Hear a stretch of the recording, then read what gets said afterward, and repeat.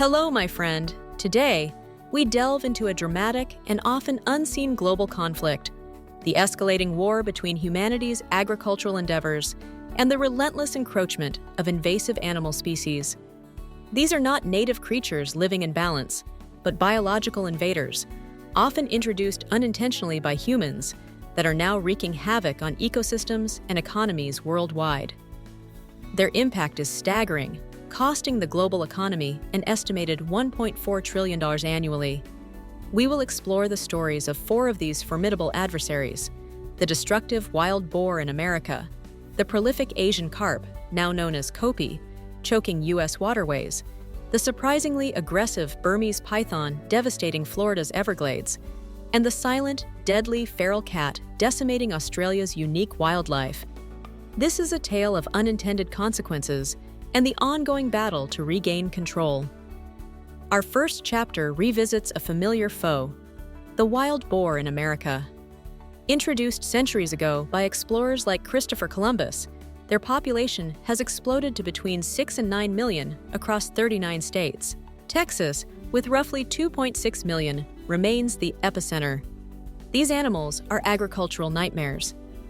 Their rooting behavior destroys pastures, crops like corn and sorghum, and even golf courses, causing an estimated $2.5 billion in damages annually. They outcompete native wildlife like deer and turkeys for food, and are known carriers of nearly 40 different parasites and diseases, posing a significant threat to the domestic pork industry.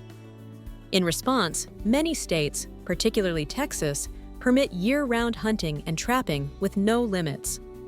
High-tech solutions like remote-controlled traps, costing upwards of $350,000, and even helicopter hunting are employed. Despite these efforts, their intelligence and rapid reproduction rate, up to 3 litters of 10 piglets each year, make population control an immense challenge. While some efforts are made to utilize the meat, Texas even holds an annual wild hog cook-off. Widespread consumption is hampered by concerns about taste, especially from older boars, and disease transmission. Proper cooking, however, can mitigate these issues, yielding meat that is often described as sweeter and firmer than domestic pork. From the land, we move to the water, where another invader poses an equally grave threat. The Asian carp, recently rebranded as kopi in an effort to make it more appealing to consumers. Originally imported in the 1960s to control algae in aquaculture facilities, 4 species escaped into the Mississippi River system.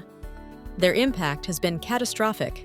They now dominate waterways, in some areas comprising up to 90% of the total fish biomass.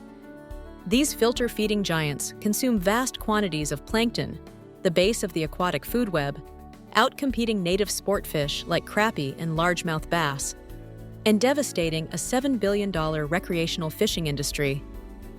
Their prolific breeding, females can lay up to 1 million eggs per year, and large size, some exceed 100 pounds, make them formidable. They've migrated hundreds of miles, threatening the Great Lakes, prompting the installation of expensive electric barriers. Commercial fishing efforts have ramped up, particularly in states like Tennessee and Illinois, removing millions of pounds annually. However, persuading Americans to eat kopi remains a hurdle. Many perceive bottom feeders as unclean, and the fish possess numerous small, Y-shaped bones that make filleting difficult. Despite these challenges, efforts continue to promote kopi as a clean, palatable fish, drawing comparisons to tilapia or cod, and emphasizing preparation methods common in Europe and Asia, where carp has long been a staple food. Unused fish can also serve as effective fertilizer. While boars and kopi represent large-scale ecological disruption, our next invader highlights a more localized but intensely focused predatory threat: the Burmese python in Florida's Everglades. Originally imported as exotic pets in the 1980s, some were released into the wild, and their numbers exploded following the destruction of breeding facilities during Hurricane Andrew in 1992. Now, an estimated 100,000 to 300,000 of these massive constrictors inhabit the delicate Everglades ecosystem. Growing up to 20 feet long and weighing over 200 pounds, They are apex predators with voracious appetites, consuming native mammals, birds, and even alligators. Their impact has been devastating, linked to severe declines in raccoon and opossum populations, down by over 99%, and posing a threat to endangered species. Florida has responded with aggressive removal programs, licensing python hunters, and offering bounties, $50 for the first 4 feet, $25 for each additional foot, plus bonuses for nests.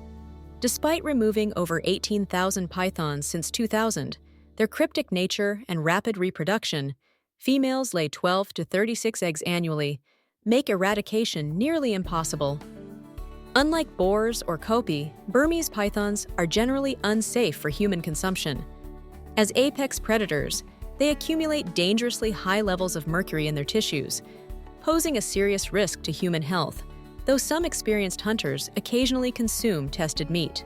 Finally, we travel halfway around the world to Australia to confront perhaps the most insidious and heartbreaking invasion: the feral cat. Descended from domestic cats brought by European settlers, an estimated 1.4 to 6.3 million feral cats now roam the continent, from dense forests to arid deserts. They are perfect hunters, silent, adaptable, and incredibly lethal. Their impact on Australia's unique and vulnerable native wildlife has been catastrophic. Feral cats are directly linked to the extinction of at least 25 native mammal species and threaten over 100 more. They kill an estimated staggering number of native animals each year: 815 million mammals, 470 million reptiles, and 272 million birds, equating to roughly 2,000 native animals killed every single minute. Even cats in urban areas contribute significantly to this toll. Recognizing this existential threat, the Australian government permits and encourages feral cat control through trapping, baiting, using targeted poisons in areas where native wildlife has resistance, and licensed hunting. Night hunting, using spotlights and infrared scopes, is particularly effective as cats are most active after dark. Despite these efforts, removing around 211,000 feral cats in 2023, their high reproductive rate, females average 2 litters per year, and elusive nature make controlling their population an ongoing and desperate struggle.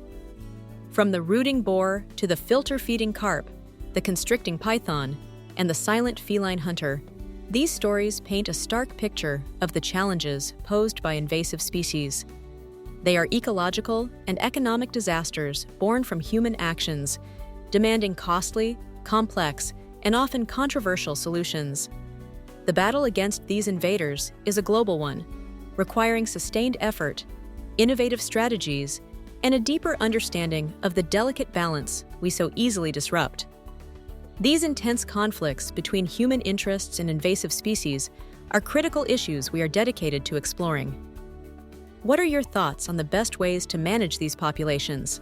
Should we focus on eradication, control, or finding ways to utilize them?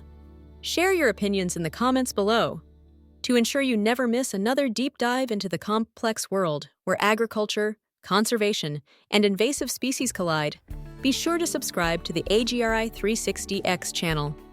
We publish a new, thought-provoking video every day at 7 p.m. We look forward to seeing you there.